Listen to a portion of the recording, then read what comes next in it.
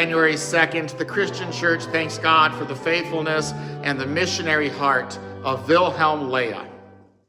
When the Lutheran Church Missouri Synod began in 1847, several of its first clergy members had been trained and sent to America by a man named Wilhelm Loehe, a Lutheran pastor in the village of Neuendettelsau. Loehe learned of the need for men to preach and teach the gospel to German immigrants on the American frontier, and then he did something about it. He had first read about the Germans in America in the reports of a Lutheran missionary/pastor, Friedrich Winnekin. According to Winnekin, without true Lutheran preachers, the immigrants were becoming heathen. And so Loehe spread the word, and the people responded by sending money.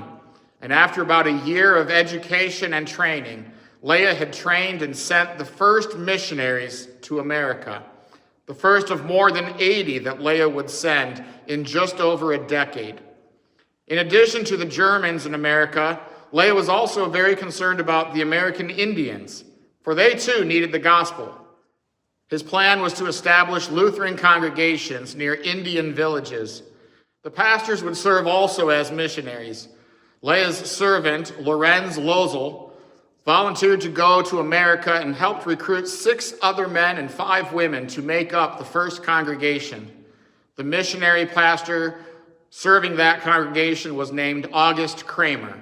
And in 1845, this little group made their way across the Atlantic and finally into the wilds of Michigan.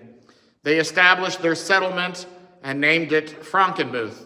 Soon, Kramer was preaching to the Indians through a translator, and on Christmas Day of 1846, he baptized 3 native converts. Loehe's next project for the American mission was a seminary.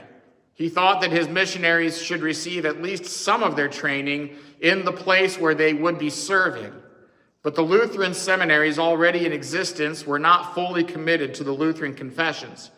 And so Loehe and Pastor Wilhelm Seeler of Fort Wayne, Indiana, decided to start a seminary that would be so committed. Loehe recruited and sent 11 students along with a teacher to help Seeler. By the fall of 1846, the school was up and running, and this was the beginning of what we know as Concordia Theological Seminary in Fort Wayne, Indiana.